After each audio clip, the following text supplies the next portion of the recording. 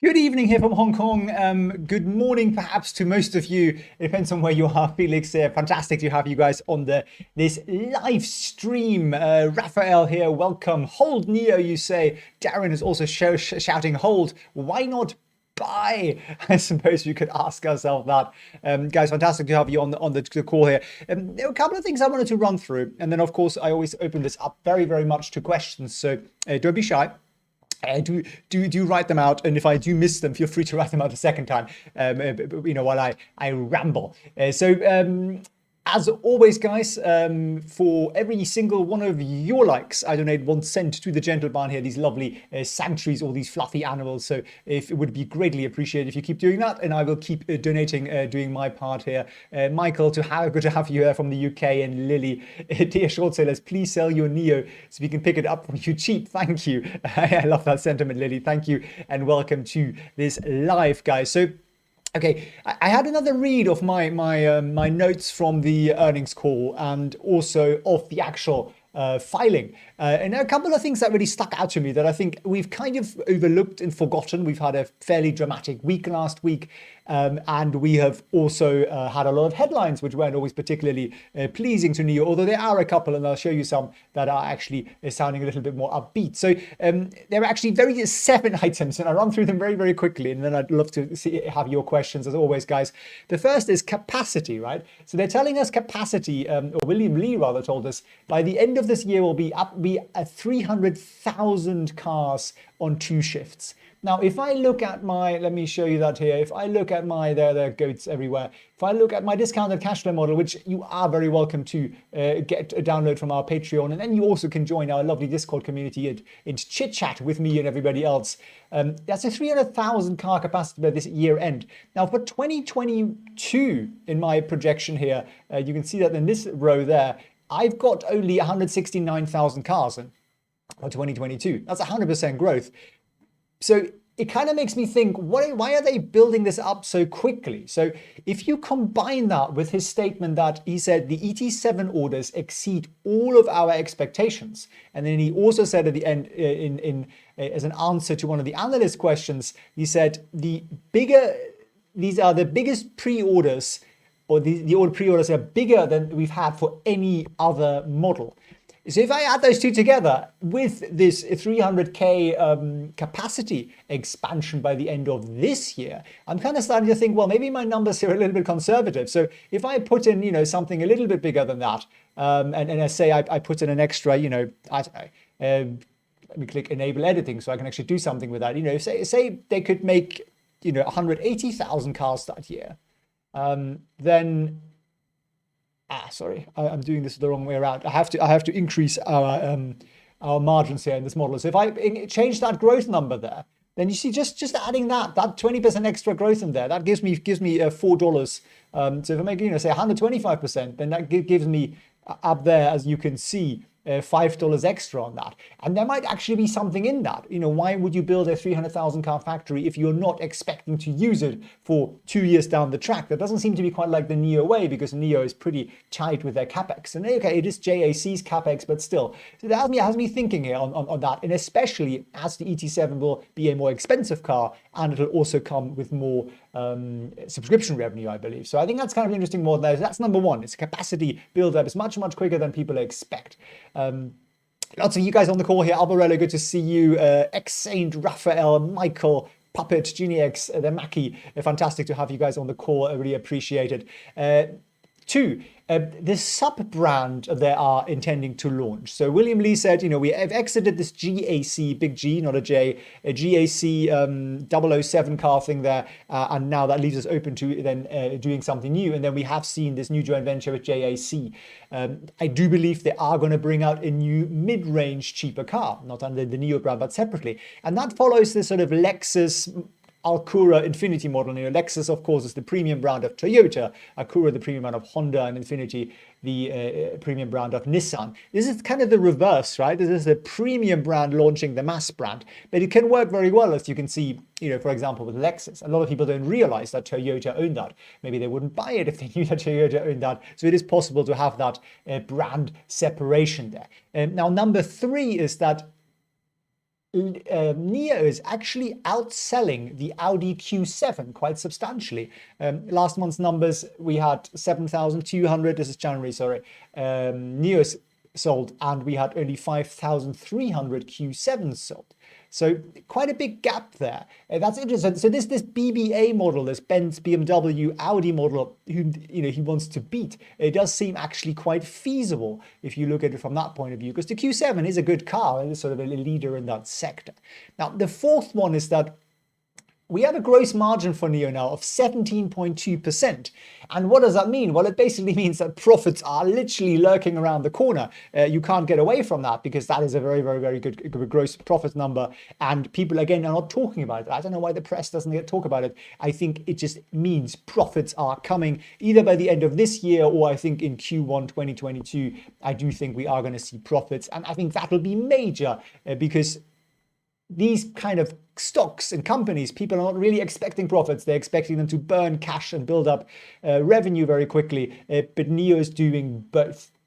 So my number 5 then, there are only 2 more after that, guys, and then I'll take your questions. So please do post them.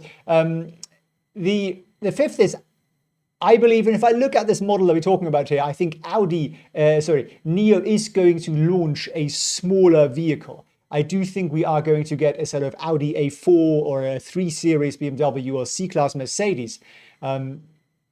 Why? Because that's the missing gap. William Li wants to compete with the BBAs. You need to have the 3 Series BMW equivalent. And what will that mean? Well, it's a cheaper car, yes, somewhat, but it's still a premium car.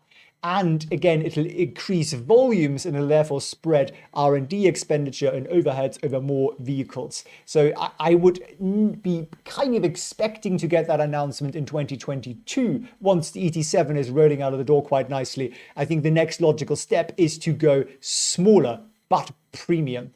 So number 6 is, I read an article today on just how flexible the battery swapping rental model is. And I didn't quite realize that. If you bought the 2017 ES8, which is a pretty old car now, you still now have access to the 84 kilowatt hour battery, the 100 kilowatt hour battery, and the 150 kilowatt hour battery. And you can swap, you can change, and it's up to you. And there are no commitment periods. You can literally do it for a month. You can change your mind. You can, go back to owning a battery. You're just completely flexible. And I think that really is a sort of truly customer chooses, customer comes first model, which is really quite unusual, I must say. So what's my 7th item there?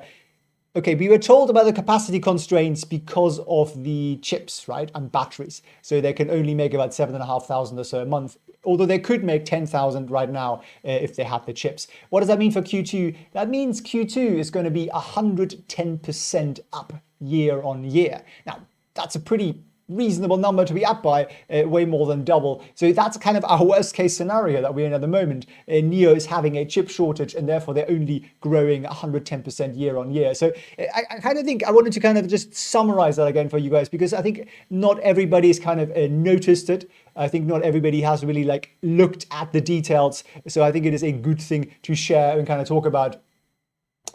So you guys are talking here. Lily is talking a little bit about the sort of China discount here we're seeing with Chinese stocks. Lily, I do see your point there, especially with Alibaba, for example. With Nio, quite frankly, I don't really see it, because I think if you look at the valuations, Nio isn't that far off Tesla. And some people might actually say Nio is ahead of Tesla in terms of where they are, how young they are. So I think I agree with you fully on all Chinese stocks pretty much, except for Nio. Nio for me is the odd one out, and I'm quite happy about that. GenieX, you excited about the Sinopec battery swapping station there? Yeah, the first one opening on the 15th of April. We will, of course, cover that in great detail. Aris here saying this feels like March 2020, just saying hold strong. Well, not quite. I think let's have a quick look at where's our lovely chart here. But it isn't quite like March, because generally speaking, the market has sold off not very much. It is the EVs that have been hit relatively hard, and I do grant you that. Let's see if we can zoom in here on February, March last year. And I always do that. I always like to do a comparison of what really happened. What am I forgetting here? So if you look at, let me just move this a little bit so you can see where this dip was, guys. If you go from the high point here on 24th of January down to the low point, so I'm going to move that to the left so that we can see it. Then to the low point down here, we were down 56%. I'm just going to put a line in that here. Calling up my history rather. Where's my line? Here's my line. So we went down 56%, right? From the peak here to there, basically. That was 56%. Now, if we look at where we are right now, we have to shift a little bit further right and up and up and up and up. And then see where, what was our high? Our high here was up here.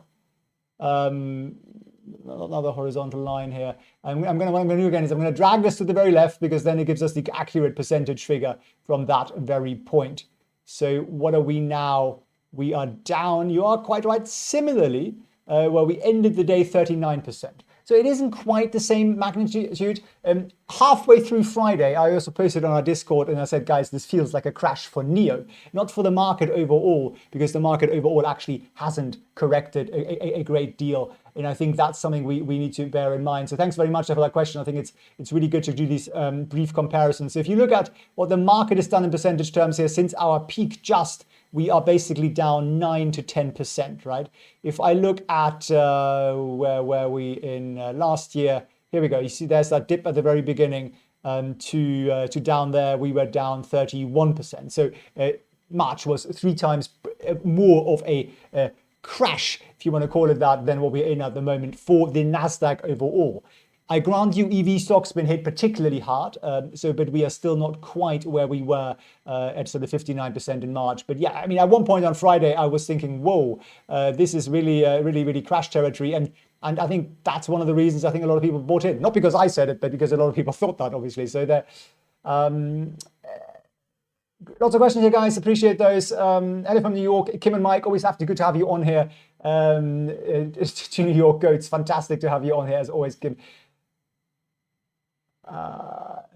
Genie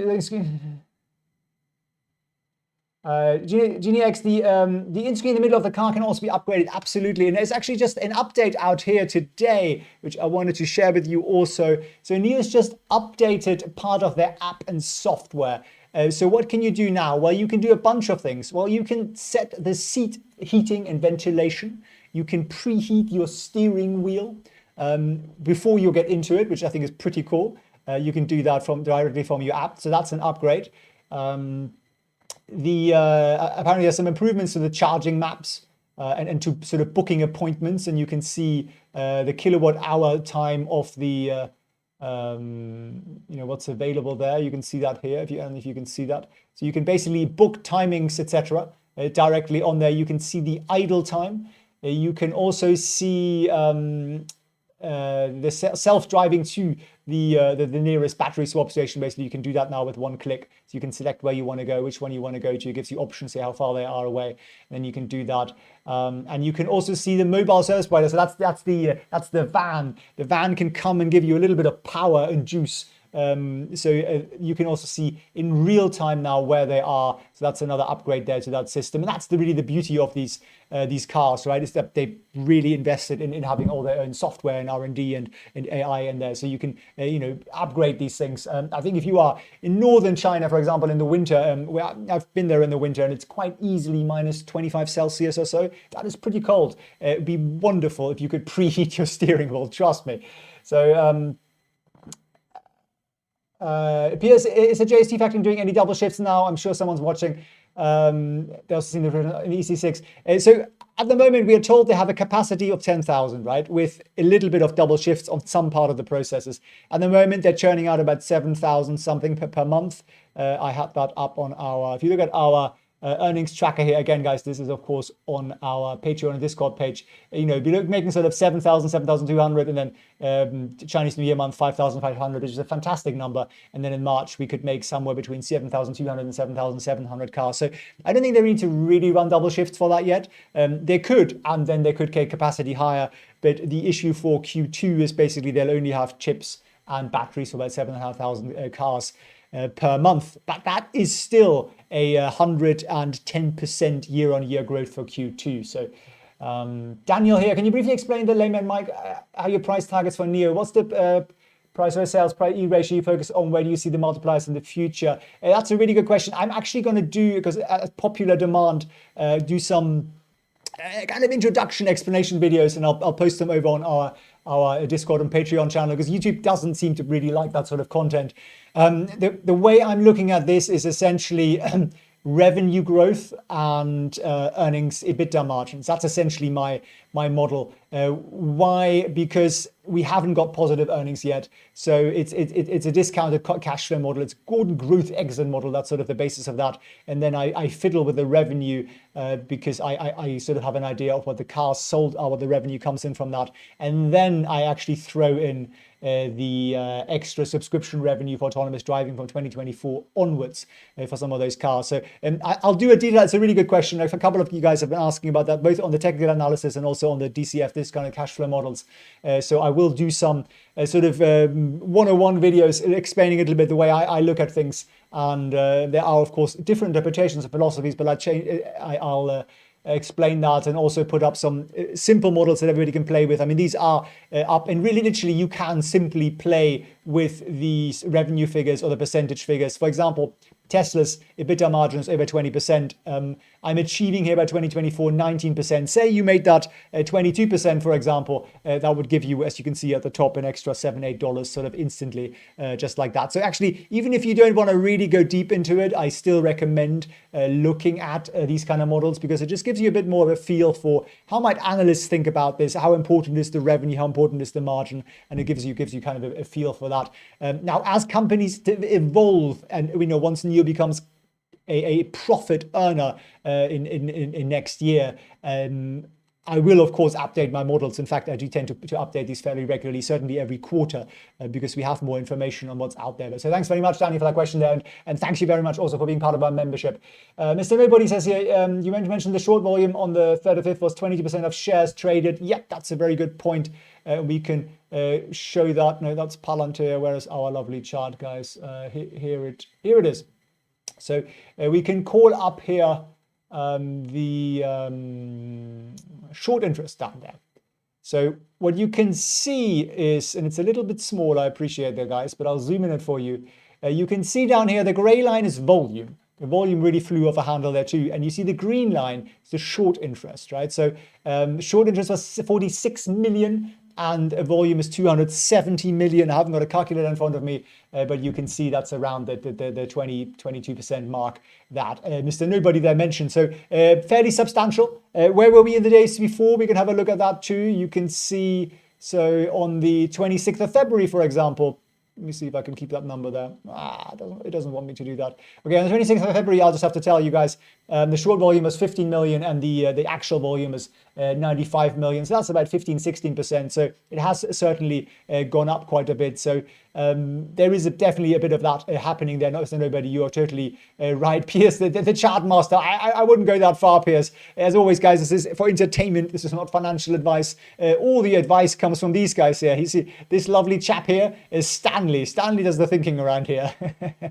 So where can we see the daily short volume, GenieX? Well, one thing, so what I've just shown you, for example, here, this is tradingview.com. It's a free platform. Now, I pay for it because I want to share my charts with you guys so I can save them. You can't do that with the free option, but otherwise you can pretty much do everything in the free option. Occasionally an advert pops up.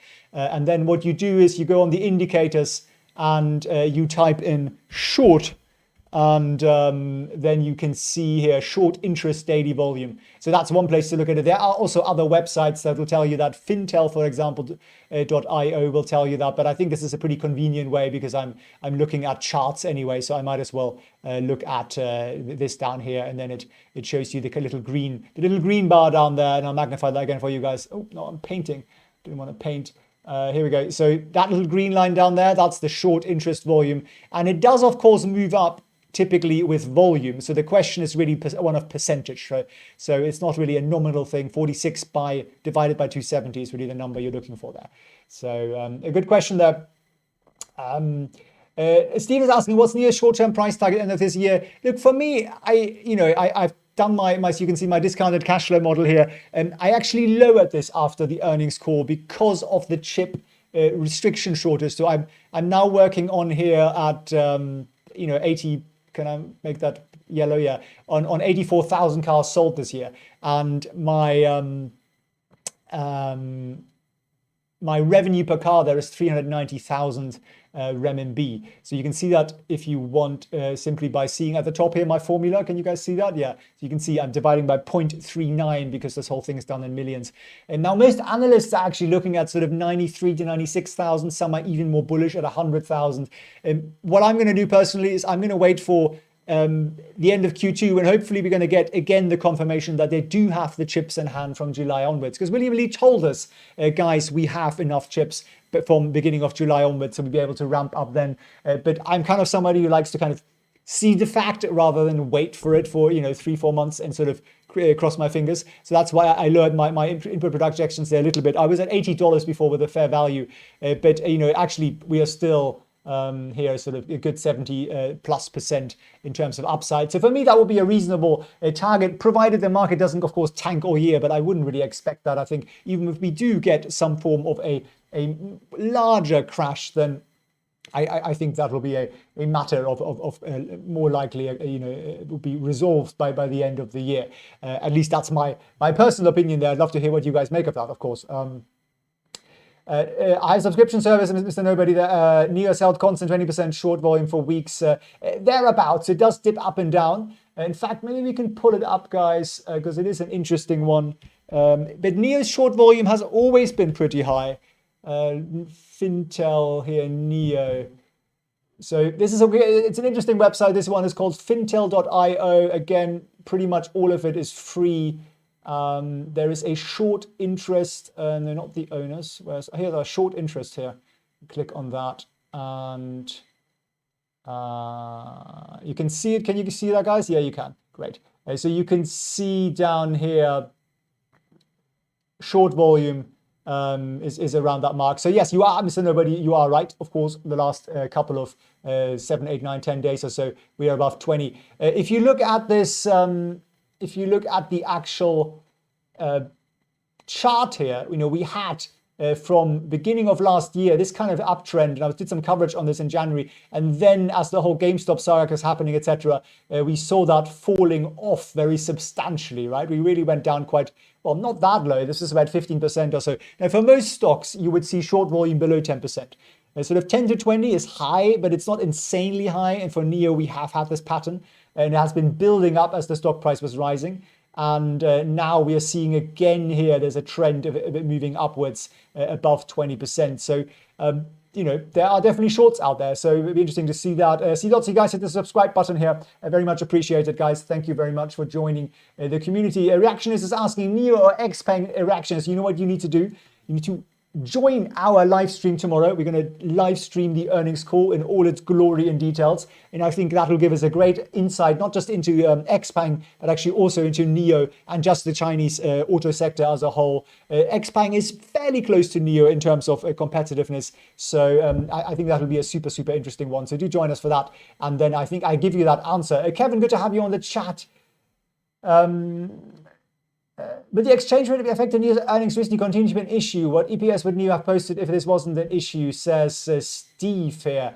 So what happened there, Steve, is that Nio holds $6.5 billion US dollars, pretty much all in US dollars. Why? Because they raised that money on the US exchange, right?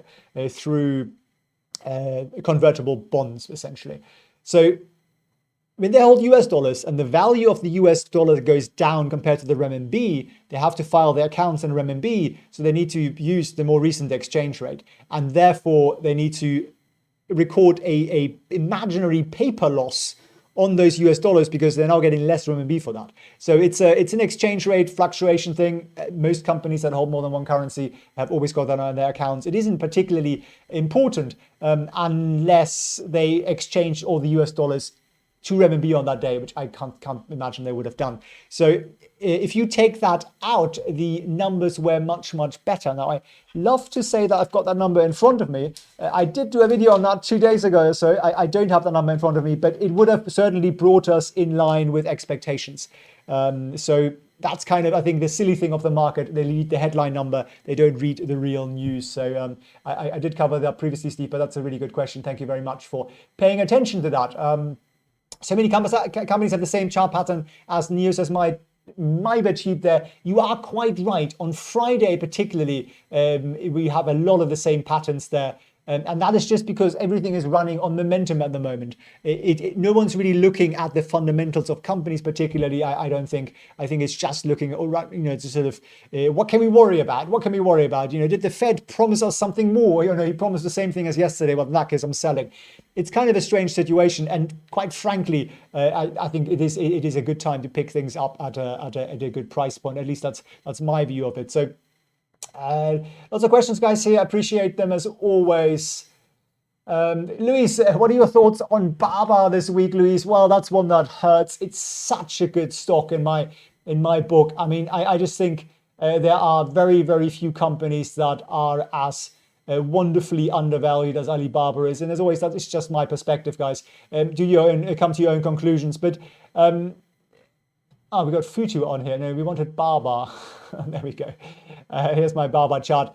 So I just don't see a quick, speedy, lovely recovery as I'd like. Even the good news that we get on, and getting closer to listing and reaffirming that they're listing, and the Chinese central bank telling us and will list, and I put a video out yesterday on Baba, guys. Do check that out. They have Alibaba Cloud is now powering all the third-party online transactions in China, trillions of dollars, and the Chinese government awarded them that tender together with Baidu. So if you really have doubts as to the Chinese government's attitude to Alibaba, I mean, just read the news. I just don't understand that the Tokyo Olympics is powered by Alibaba Cloud. All that camera, all those cameras, all that video footage, it's all going into Alibaba Cloud, and all the TV channels around the world are able to live edit in the cloud, online, live, thanks to Alibaba technology. So it basically allows Tokyo to continue with the Olympics without having to have all the journalists flying in with COVID, right? So that's basically the thought there. So there's so much that's so positive about this, yet the stock isn't moving. So for me, I think really what I've accepted is we have to get and to file the IPO prospectus, and we have to have Alibaba Group pay the fine. The max fine is $6.8 billion US, which is chump change for them. Once that's done, I think we are flying off a handle again. And I did a discounted cash flow model on this yesterday too, and I put it on our Discord. I called it my conservative Baba DCF, and you can see it here. I put them on Google Docs now because it's a little bit easier for everyone to share. And I come up with $305. What am I doing here in my growth numbers? I'm basically assuming the e-commerce business will slow and there will be no significant innovation. So I'm slowing my growth from 38 to 30 to 20 to 18 to 14%. I don't think that's the reality. I think they'll continue to innovate, and I think they'll continue to grow at a faster rate. And then for the EBITDA, I'm upping it very slowly because the cloud business will be much more profitable. Amazon's EBITDA margin on their cloud is around 50%. So and Alibaba already has a 20+% on their e-commerce business EBITDA margin because it's a platform. They haven't got any inventory. So it's a better business model than Amazon from a retail point of view for sure. So that's where I see it as a fair value at the moment, just above $300 on a pretty conservative basis. I think once all these issues are resolved, I think that number should be substantially higher. But for the moment, I'm looking at things from a depressed analyst point of view. So there we go. Xbank is running hand in hand with Nio. Has anybody shorting on all EVs? Thanks for checking out the shorts there again. Kevin's asked Nio stock value by the summer and by the end of the year. So if you just saw my my DCF, I did, and I've closed it again. I probably closed it again, so I keep showing you my Patreon, guys. Do join us. It's fantastic. You also get to join our Discord group where I share lots of things. We have also a Nio group, we have a Tesla group, we have a general group, we have all sorts of excitements, and it's growing every single day. But enough of that. So if you look at the Nio version there, I do see us at sort of $60, $70 this year. this is me talking with the chip shortage, right? So I think we are not going to see a huge rally until the middle of the year. Q2 is going to come in great. It's going to be 110% up year on year. That's my view on it. And that's going to be good. People are going to go, oh, okay, that's solid. So that's good. That's support. But it's not going to make the stock go to 80, I don't think, unless they give us an advice for Q3 and say, guys, we've just bought chips and batteries for 12,000, 15,000 vehicles a month because we've got that back order book. If they do that, then yes, we are going to fly off the shelf. Previously, I was saying $80 fair value, and that was somewhere in the second half of the year. From my point of view, why am I a little bit cautious on this? Because we've seen this huge chip shortage. Although, if you check out my video from yesterday, actually, the chip shortage is going to work out well for the EV sector in the long run, because the ICEs use different chips to the EVs, right? The EVs use expensive kind of NVIDIA-style chips. They're about $100 a piece. They do the AI and all that complex stuff. Whereas an ICE has lots and lots of these cheap, tiny $1 chips. And the shortage on that is much greater. And the demand is much greater. So you were seeing in Q1, just the Q1 of this year, 1 million less ICEs will be made because of the chip shortage. So that backlog and those cars not being out there are a huge opportunity for EVs who are more or less building on, on schedule. Like, Nio, okay, they're going to build only 7,500 cars a month. Maybe they would have done 8,000, 8,500. Not a huge difference though, right? And that backlog anywhere, it will get built in July. So it doesn't really impact them. Whereas you see GM, Ford, etc., shutting down factories for months and Volkswagen, etc. So the impact there is much greater. And apparently that cheap, tiny chip shortage is going to last for 2 years. So it's a huge boon for the EV industry because they use different chipsets and they are able to get their hands on, I think, relatively sufficient numbers there. GXD says it's an unrealized loss. Absolutely. Unrealized losses. I mean, most companies have them if they do international business. So lots of questions here. Goodness, we've got a bit of chaos here. Nio is going to be back in the 60 to 65 range before making new all-time highs in June. Predicts charts there. I very much hope that's the case. I certainly think at the moment it is a buy opportunity. But guys, remember, that is just my thought. That is not financial advice. So nobody's saying, just talking about Baba being pressured here. US macro conditions are pushing Baba down. Shame there's Alan there. Alan, good of you to join us. I mean, actually, really the macro conditions, I think, are improving. We've got the stimulus passed, right? 400 billion of that is cash handouts. That's going to go somewhere. And we are also at the same time seeing Biden formulating his EV policy. And I do expect that's going to come out soon. And I think that will be tax credits. I think that'll be cash for clunkers and all this sort of stuff. And you know what? That'll be a huge boost for the EV industry. And Nio is part of that, because if it benefits Tesla, Tesla pulls up Nio. And that's one of the things that really kicked us off here with Nio, of course, with the chart, was that Tesla announced their chip shortage. I mean, a tiny one, right? They were off like, oh, we're going to be off for 10 days. And oh my God, the market panics. That isn't happening to Ford and GM, I don't think. So that is good for Nio. If Tesla continues their rally, that is very good for the market here. So at some point, Baba Hong Kong listing, we should get Baba to a fairer value.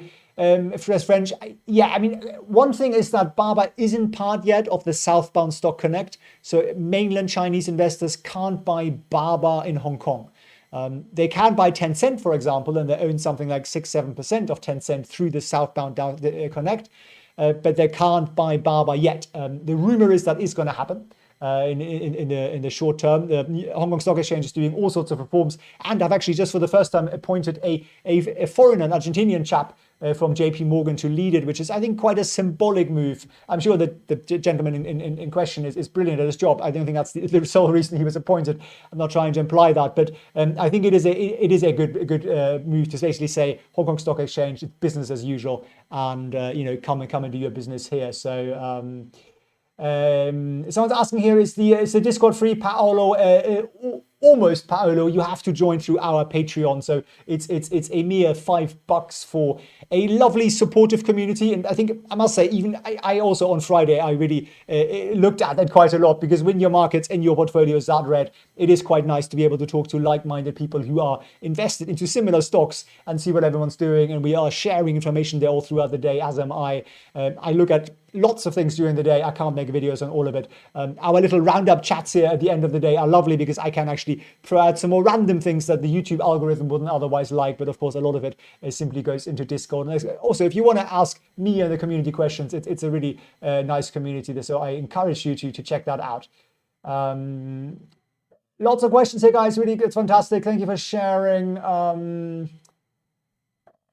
What do you think of Alibaba investing in Farfetch in the recent Tmall integration launch? Luis, you are very observant there. So Farfetch have officially launched their shop on Tmall, which is a good story. I think it's a great story. We also have, Alibaba invested with pretty much every single luxury brand has gone onto Tmall first, because that is the place you want to be. After you do that, yes, you might also go on JD and possibly on PDD if you're a luxury brand, probably not.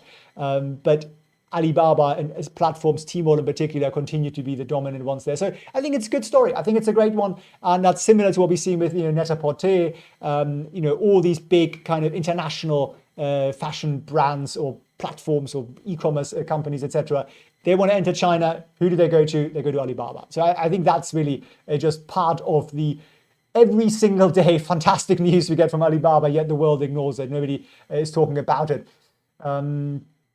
How are EHang, Ping An Health, says Andre. I will do a bit more coverage on that, Andre. Thank you very much. I think EHang is still recovering from that hit over the head it got from the, in my view, rather unfair short sellers. To me, they have actually really lost all credibility there. But if you look at the chart here, they still have quite a long way to go until they go on an upward momentum here again. Apologies, I'll make this a day chart. I'm at 30 minutes here, which isn't terribly useful. So here's the month. So you can see we still have quite long to go. We are at 35. Okay, also the market is hitting a little bit. There is a bit of an upward trajectory here. You can see that. Why am I at 30 minutes again? So I was just praising TradingView, and then it is irritating me. But so you can see, there was a little bit of a positive recovery sort of momentum here going on, and then of course the general market sentiment has been dragging us down the last 4 days. Volumes are also super small. So if you look at, let me get an arrow. If you look at down here, the volumes are 4 million. 1.5 million, that sort of thing. So pretty small. During the rally, we were sometimes at 14 million, 9 million. On the better days, we were at 4 million or so. So we are lacking, I think, a little bit here, conviction at the moment. That's the trouble with these short sellers, is that, they make a nice profit. That's all sort of fair and square in some books. But really, this kind of predatory trading, it leaves the company damaged, because a lot of people only read those headlines and they don't read the rebuttals. They don't watch the videos I made on it explaining what a load of nonsense this really all is. And the sort of doubt is instilled in people's minds, and therefore they simply shun these stocks. So it is a very peculiar situation there. So Alan's saying, yes, it's a sale. I mean, a lot of people are saying that on the chat on Friday on our Discord, saying this is, autumn, spring and Christmas sale wrapped into one. It's a good one. Anja is saying China Telecom and China Mobile are up 30% since January. So do you think it's a sell now? Anja, I don't know if you know my feelings on things like China Mobile. If you look at them in the long run, they are excellent at one thing, and that is capital destruction.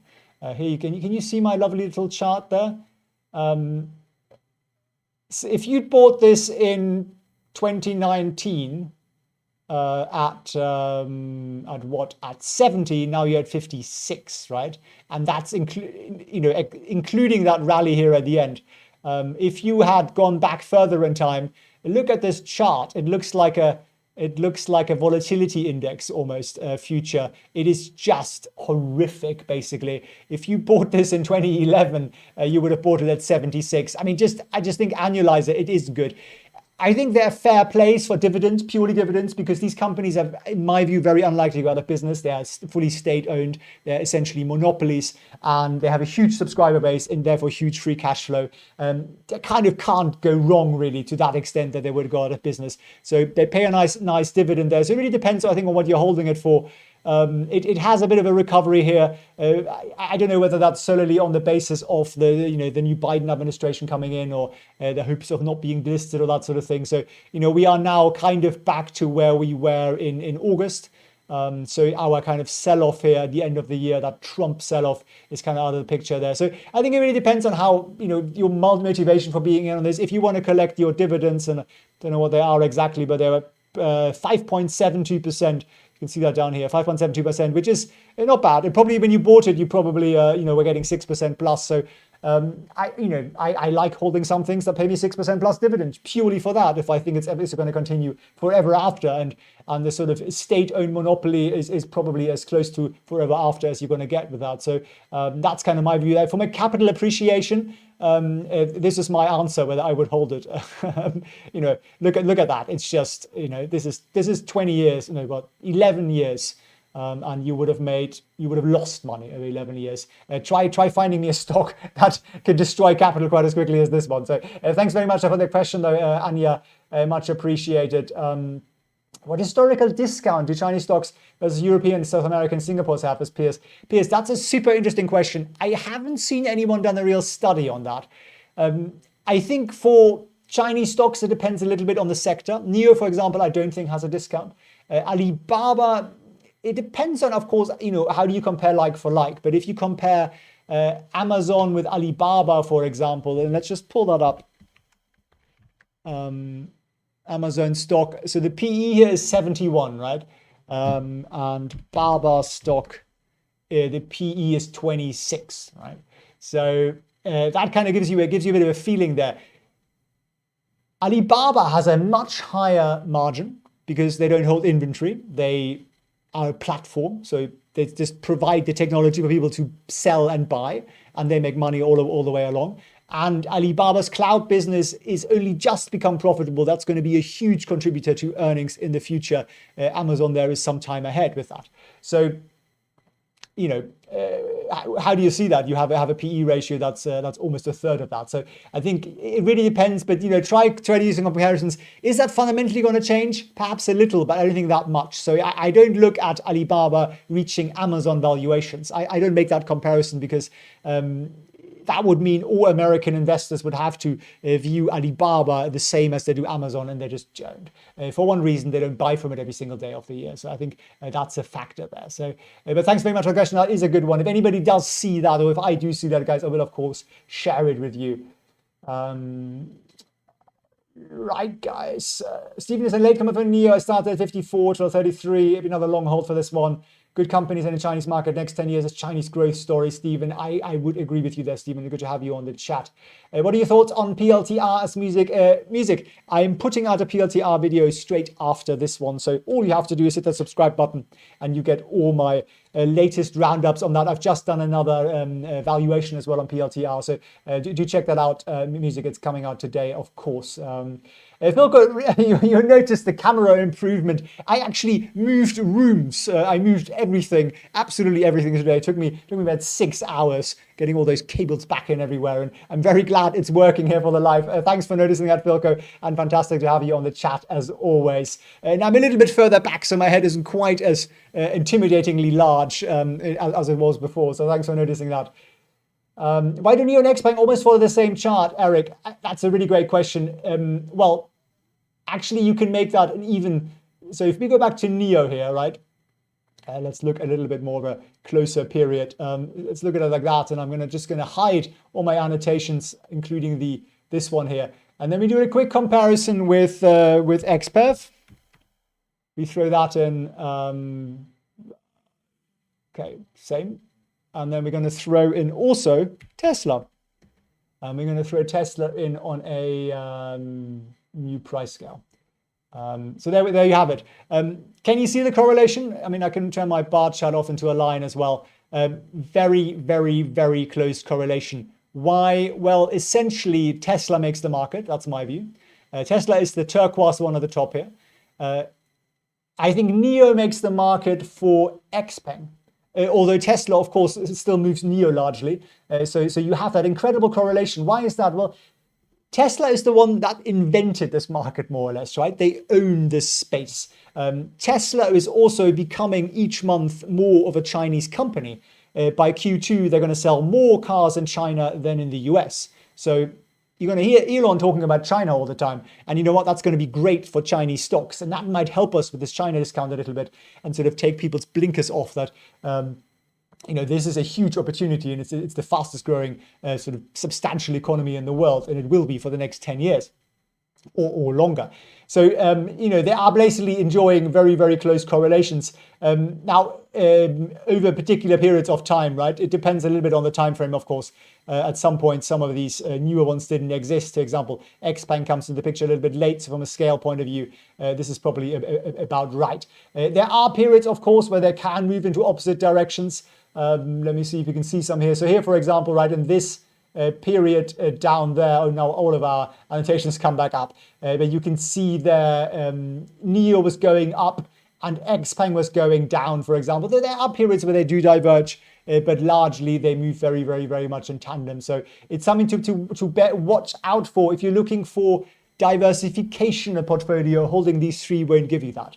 They're basically moving in the same direction largely. Will that ever change? I think it will in the long run, but I think we're going to need a much more mature EV market because at the moment the EVs are not really competing, right? They're just competing with just expanding the sector and expanding and competing with the ICEs. Once that changes and people are a little bit more then looking at, well, but whose margin is better and what's the new model and that kind of thing, and who's going to do a bit better some time down the line, I do think that'll change. But for the near future, these three basically move in tandem.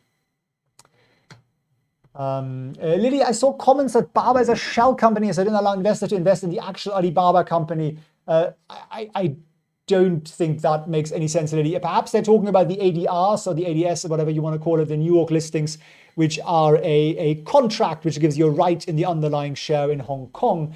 If you hold the ADRs in New York, you can call your broker and exchange them for 8 Hong Kong shares, not contracts in the underlying share. So I don't really see that being a valid one. But there is a lot of nonsense out there, quite frankly, on Alibaba. And most of the international press writes a load of nonsense on Alibaba, including Financial Times and respectable, once respectable publications like that. So that's a little bit of a sad story, really, with journalism at the moment. Is the new JIC partnership car the new Apple car, Dimitris? There? No, sadly not. That would be lovely, wouldn't it? I personally expect the Apple car to land in Geely's lap.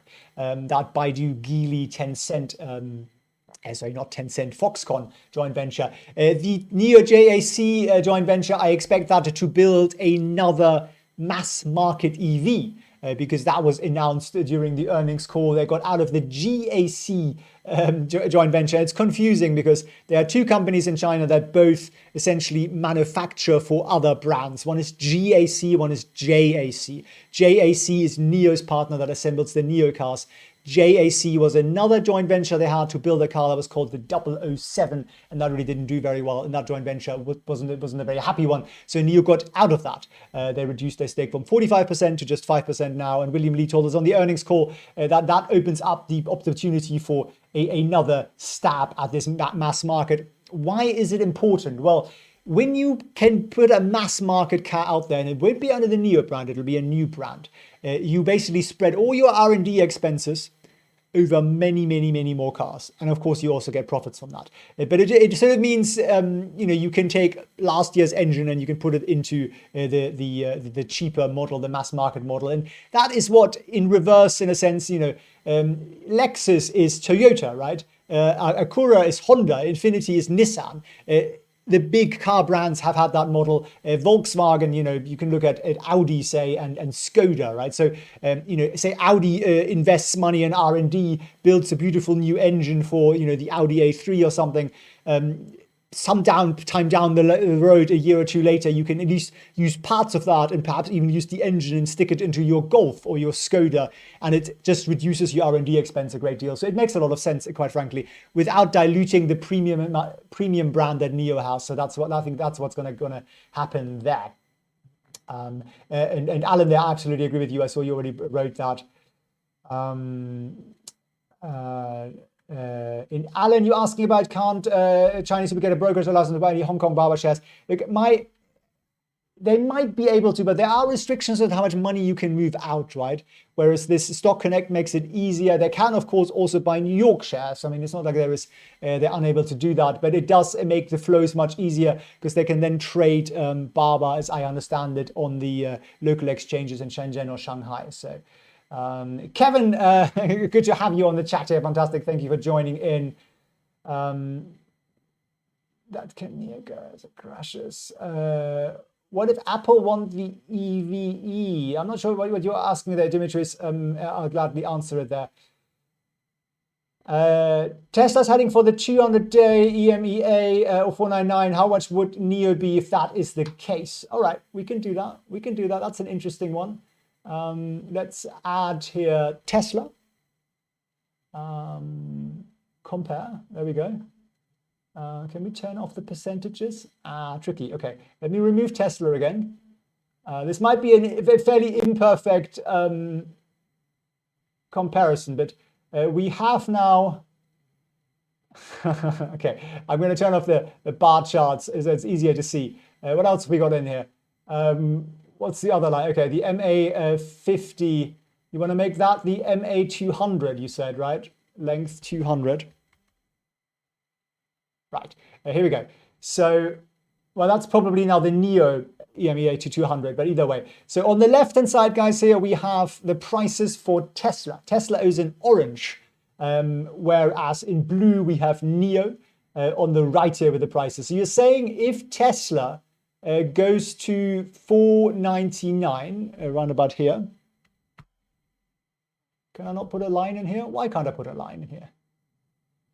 Let me see if I can do it manually. There we go. If we do that here, then all the lines come back. Okay, we'll have to live with all the other lines. So this line here, I'm going to make it a different color. I'm going to make that a blue line. Can you see that? Yeah, I think just about, right? So if Tesla hits there, and Tesla is the orange one slightly beneath Nio, Nio would probably go to about $25. That would be my very rough reading from this chart, and this is a little bit of an amateurish way of looking at it because you do have two scales and you have to do a little bit more of an in-depth comparison there. But you know, if they move in tandem as they do and they keep that gap from this particular point of view, yeah, I would say Nio would go to about 25, which I'm not rooting for, by the way, in any way, shape or form. But that is, I think, the answer to your question. And at 25, funnily enough, actually, we have Fibonacci line supports and also quite a few other support lines, which I've drawn in there. So will Nio hit 100,000 production this year? Victor is asking there. It's okay. What we were told in the earnings call is that the capacity by the end of the year will be 300,000 cars in 2 shifts or 150,000 cars in 1 shift. Most analysts are expecting 93 to 96,000 cars to be delivered this year in 2021. I think really to answer that question better, we're going to have to fast forward to end of June, because we know that for basically April, May, June, quarter 2, we're going to get about 22,000 cars put out. And that's 110% growth year on year. That's fantastic, but that's 7,500 cars per month. Why is that capped like that? And I mean, talking about a stock here where 110% growth seems like it's a cap, but that's what we're talking about, guys. That's the chip shortage. So once that chip shortage was resolved, and I was explaining just now that the EV chip shortage is a very different chip shortage from the ICE chip shortage, completely different chips. And the EVs will be resolving that much faster, much more easily. Whereas the ICEs, the GMs, the Fords of this world are going to be dragging this thing around with them, that chip shortage for another 2 years or so. So very, very different story. Actually, EVs will benefit from that tremendously. We're going to have 1 million less ICEs built in this quarter 1 because of the microchip shortage. There are microchips, cheap little things in cars that, you know, when you move your seat back electrically, that kind of thing, that's one little chip that costs about $1. There is a different chip in a Nio car which costs about $100 that does all the AI and all the cameras and everything. And yes, also it does move your seat, but you know, it's a side story there. So that's a different story. So I think really we need to get that clarity that the chips really are available from July. We've been assured that by Nio that from July onwards they'll be flying. But that's why I'm being a little bit cautious on those numbers. I'm hoping we're going to get to 6 digits. That'd be fantastic. And I think if we do get to 6-figure delivery numbers, we might also get to a black zero in terms of losses for this year, which would also be enormous. I'm looking at this a little bit more conservatively and looking at that for first quarter 2022. For me, this is the long-term thing anyway. It doesn't really matter whether it happens a month before or later, but I hope that sort of answers your question. Fred's saying, thanks very much for the compliment. Do you hit the subscribe button, guys, if you enjoy our coverage. I really appreciate everyone who's helping us. We are almost near 14,000 subscribers, which is fantastic. So thanks very much for everyone who's subscribed and shared and liked. And Fred Questions is saying here that it's trading at 39 in China and it'll be going to 39. Where can we check what Nio is trading at in China? Fred, Nio doesn't trade in China. Those people don't know what they're talking about. There is no listing of Nio anywhere in China. So tell those guys, do your research, guys. You're talking gibber. What do you think about the stimulus package? Hassan is asking. Well, I think from an investor point of view, it is fantastic. There's 400 billion in cash in there. And quite a lot of that, quite frankly, will go into the markets because it is a sort of, you know, you're watering all your flower beds at the same time. You're not checking which one needs water. That's the government approach. Because they haven't got any data, right? They really need to ask Palantir to fix that for them. And you know what? They could save 100 or 200 billion there because there are a lot of people in the US who are not suffering financially because of this. And there are a lot of people who are suffering financially because of COVID. And it would make a lot of sense if you could tell which one is and which one isn't. At the moment, everybody is just getting the same money. And that's lovely because everybody likes to receive money. But it is, of course, a huge misallocation of resources. And where will that misallocation go? Well, it'll go into the stock market. So for us, it's a boon, absolutely.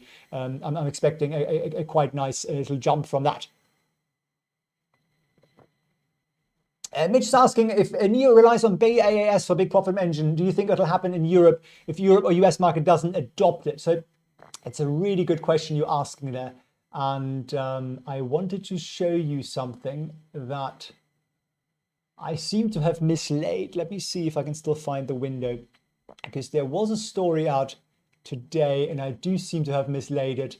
Here it is. California startup touts battery swapping to reduce demand for electric vehicles. So Americans are really looking at this. I honestly think there are two sides to the battery swapping. One is if you are day-to-day driving and you don't want to stop. So these are vehicles that are being used commercially, right? So, you know, Uber drivers, for example, they don't want to wait and get charged because it takes too long still. Now, in the long run, okay, that might get fixed. I appreciate that. In the short run, there is an advantage there. But even if you say, look, batteries are going to be so fantastic, charging will happen in 30 seconds, who needs it? The battery swapping will still be a huge sales incentive because, as I was just saying, you can if you own the Nio 2017 model of the ES8 with the old battery, you can now get the 150 kilowatt battery that's just come out. And that is a huge, huge piece of confidence. And also talk to people who own the older Teslas. What are they all saying? Well, the battery loses power over time. It's the same thing with a phone. Anything with a battery, batteries lose some of their power over time. With battery as a service, you don't have that. And I think therefore people are willing to pay for that. And I think it's a great subscription earner. It doesn't detract from the initial sales revenue because the way it's structured is that Nio sells the battery to a finance company, of which they are one of the largest shareholders. CATL, also the battery manufacturers, are a large shareholder in that. and then a bunch of other finance companies. So it's the same model that, you know, Ford has, for example, or any other car company when they're leasing you a car. They're not saying, oh, I'm only going to get $200 now a month for this car. No, they get the full amount up front and you pay to a leasing company. So that's the model. And I think it's a good one. And, you know, as I say, even, you know, if batteries do improve massively in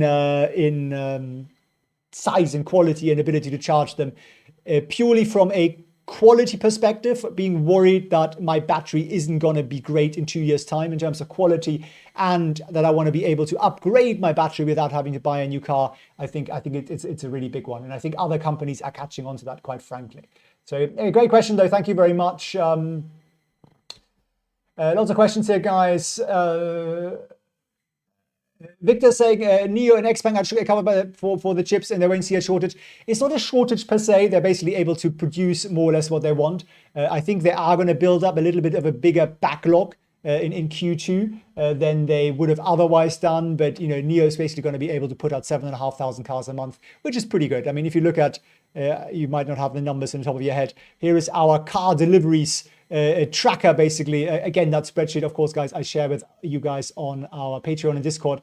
So you can see month by month, you know, December was 7,000, Jan 7,200.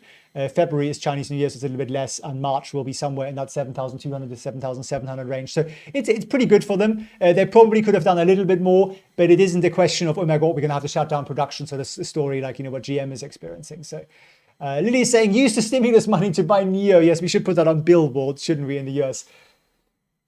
The captain is here saying, do you think the market correction's at an end now? I like to average down on my Nio stock. So I've done quite a lot of chart analysis over the weekend. They were at the end of halfway through the trading day on Friday, some indicators that point upwards. But if you look at more longer term indicators, you're not quite there yet. So let me just show you a couple here. Moving average, for example. So you can see actually these are both rather slow. They're pointing downwards, basically. If you look down here, that is very much a downwards trajectory still. If you look at something a little bit faster, like Williams R momentum, for example, you can see there is the beginning of a turnaround there, but it isn't enough to sort of give you a buy signal yet. If you look at this on a kind of hour by hour basis, then you can see here there is that turnaround. There is a buy signal here from both MACD and Williams R.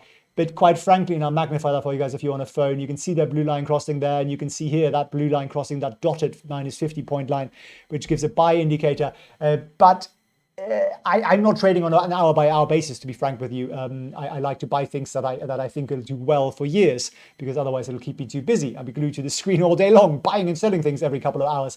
So there is certainly an improvement in momentum at the end of Friday, but the market is very fickle at the moment. So I would urge caution there, and we kind of have to like sort of think, what are we buying for? What's our time horizon? Does it matter whether we buy $5 higher or lower in the long run?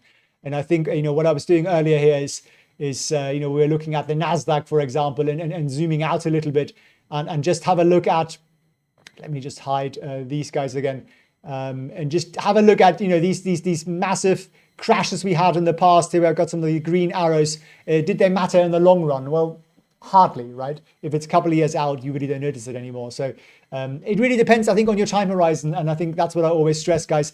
Write down your time horizon, write down a piece of paper, write down why you bought the stock, write down when you intend to sell it, and write down what would need to change for you to change your opinion on the stock. And do that when you buy. And then when you are in these moments where a lot of emotions come in because our portfolios are massively red, at least the tech stuff is, then we can look at that and go, okay, that's really why I bought this. And okay, has that happened? Has the company fundamentally done something terrible, or is this just a short-term momentum craze? So that's why I encourage that. And I'm going to make some little cards or something so we can use them all and pin them on our walls for our stocks to kind of keep us sane during these times. And I think also, quite frankly, find a community of like-minded people. Don't look at Reddit where everyone's just screaming and jumping up and down all the time when these things happen. Find a nice group. And I mean, we have a lovely Discord channel here where we're talking on on Friday, for example, especially the Nio community on Friday. We were all sort of, telling, well, there's hold, okay, that's Desmond, but, just sort of saying, there's support there. This is what we're holding. This is why we're buying. This is what we're going to do. And it kind of calms us all down. So I think that's a nice little, stockholders anonymous for these particular moments. So I really appreciate that. I encourage you to check that out through our Patreon link below. Victor's asking about the revenue from the Sinopec deal. Victor, I don't think it's a really earnings positive event. I think what it does is it fixes the problem of putting up battery swap stations because they're big. I mean, they take up like 3 car parking spaces or something. So you have to get the real estate from someone, and then you have to get 5 different government departments to give you permits, and then you have to convince the power monopoly to put cables in. And all of that takes time, ages, and that's why they haven't been able to roll out as many as they wanted to. They wanted to put up 600 by the end of last year. They put up about 110, 120 or so by then. So this year they're saying they're going to roll out 500, and apparently 300 of those, according to the manufacturer of the battery swap stations, will be that fully autonomous version 2. And I think those are the ones that are going to Sinopec. So it isn't a sort of huge earner for them, but it's just it's a huge branding point of view. It's hugely convenient for Nio users. And it just means that you're going to sell more cars because everyone's going to drive into the Sinopec station and they go, oh my God, I could battery swap here if I had a Nio. Wouldn't that be nice? So it just makes that infrastructure incredibly visible at the right locations, and Sinopec is the government, so it fixes all the permit questions and getting power and all of that stuff and getting land. So that is basically just, it's a tick. So for me, that's the real win-win there. It's not a revenue positive win. It's actually much bigger than that, I would say, because it really, you will then have proper nationwide battery swapping, everywhere where there are Nios, basically. Maminul, fantastic. Thank you very much for joining our community here. Great to have you on here with your shiny new symbol next to your name. And I'm glad you are joining our community, and I hope you're finding and continue to find it useful. Philco, you want us to talk about BlackBerry again? Okay, we can do that in a second, Philco. What are you guys? Anyone talking about Nio here? Got cut in half. I'm sorry, Lily, there. It may not find the US customer satisfaction might not be as good, Lily. Look, I think even if the battery swapping doesn't work from a day-to-day kind of perspective, it'll still work from renting batteries. I do think it'll work because people appreciate that the batteries don't last forever. And they also know battery technology is going to get better and better every year. Having the ability to upgrade, ask some old Tesla owners and say to them, would you pay, $50 a month or something so you could upgrade your battery? I think a lot of them would say yes, because it would just change the car.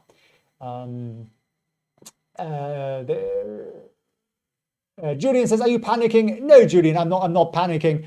I think what I like to do is I like to look back at charts over time, and I look at the crashes and how teeny tiny and inconsequential they are. Look at 2011, there's a little crash there. Can you see that? I have to magnify it. You see that little blip there, right? It was a big deal at the time. And, you can do that going back in time with all of them. TradingView doesn't want me to go back further than 2011 for some reason. Does it? I know, here we go. So remember 2009? That little thing there. Let me see if I can I make this? I can't make this any tighter. But, it seems inconsequential now when you look at where we are, right? We are up there. So I think that's really the thing that I look at, and I just sort of tell myself, look, in the long run, that's what happens.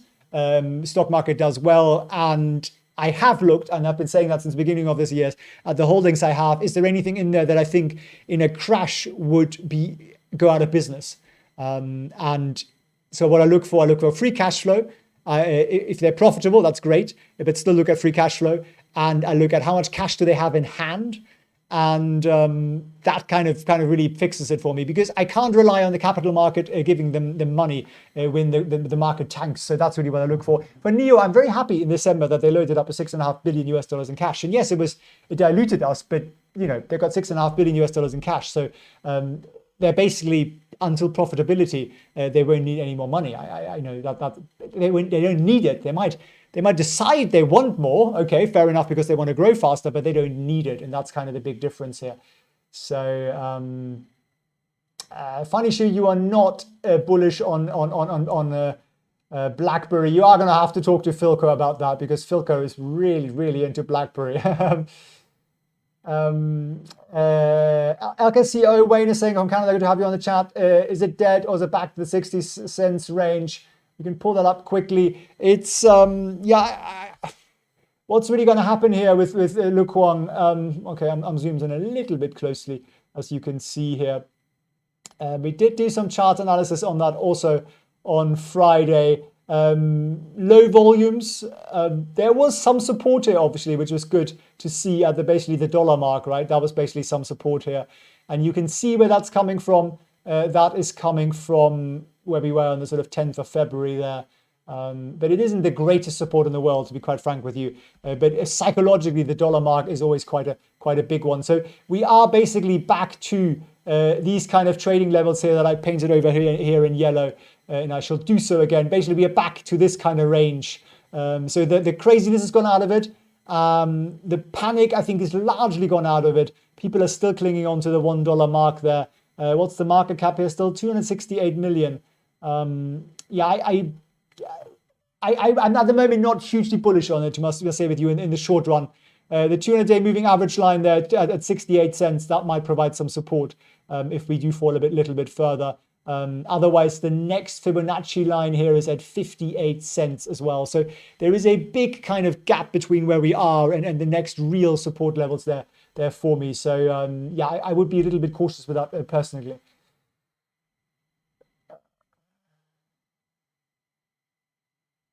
Nightwolf is saying there's too much dilution on Nio and Xpeng. There was a lot of dilution in December, about 20%. I absolutely agree with you there. You can look at discounted cash flow models. You think there's too much dilution. So I suppose if you're worried that there's going to be substantially more dilution coming up, then it'll dilute performance. You're absolutely right there. The question, I suppose, is how much cash do they need in the short term? So we have people like Morgan Stanley, for example, telling us that they think Nio will be profitable by the end of the year. I think if you're a bit more cautious on that, it might be Q1 2022. They have $6.5 billion on their books. So you kind of start to think, like, how much money do they really need, and what would they need it for? Global expansion, perhaps, right? Building Nio houses, battery swap stations, infrastructure around the world. Perhaps they could need some money for that. The big capital expenses that Tesla has when they put a new model out, Nio doesn't have, because JAC pays for that, right? So that is actually one of the reasons I like Nio, is because they haven't got that massive, rather difficult word for me at this time of the day, upfront capex. So, but I do see where you're coming from there. They have diluted quite a bit. Thanks very much. Philco, you're very kind. All for different opinions on stocks helps me for more balanced and unbiased view. And that's precisely what I love our community here is I say something, people disagree with me, I take it on board, and vice versa, I hope. And it just sort of makes us all a little bit smarter and wiser, and there are things that I haven't seen and haven't read, and I think it's the same for everybody. So as the more our community grows, and our Discord channel is growing very, very nicely, and lots of people are sharing interesting things, and we are creating more and more channels by popular demand. It's not me dictating, saying we're only going to look at these 3 stocks, that's all I care about. No, it's very much whatever you guys want to talk about, really. That's what we're going to cover over there. So do check that out. You guys are talking about GMO Free and Stephen Huang, you agree that if China opens up the southbound connect, that BABA will rise there. Well, if you just think about Tencent, that is, I think last time I checked, 6 or 7% of all of Tencent's shares are owned through that southbound connect. You can check that out on the Hong Kong Stock Exchange site. So that could be quite a nice inflow if and when that happens.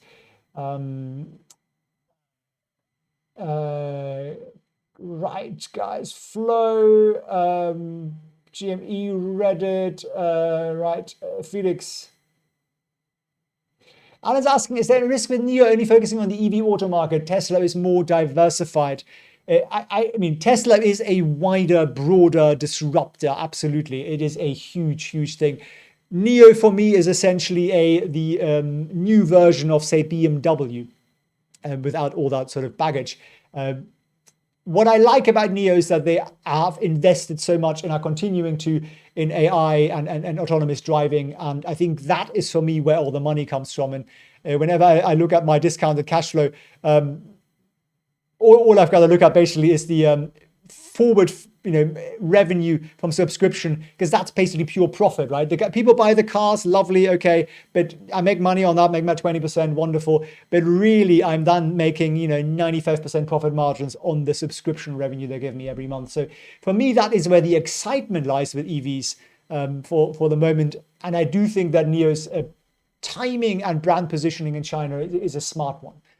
Because 10 years ago, from my perspective, my mainland Chinese friends were very excited to buy foreign brands, premium foreign brands, and now they're actually very excited to buy Chinese premium brands. So there has been a change of sentiment there. So I think Nio is timing this quite nicely. Guys, lots of questions. I appreciate that. I'm afraid I'm going to have to wrap this up here, guys. If you want to ask and discuss more, click on our Patreon link below. Join us on our Discord channel. I do check that all the time, and we can continue our yabba over there. I really appreciate everyone joining for hitting and smashing the subscribe buttons. Tomorrow, guys, is Xpeng stream, the live stream. Make sure you join us for that. Make sure you have your little alarm bells on, otherwise you might miss that live notification.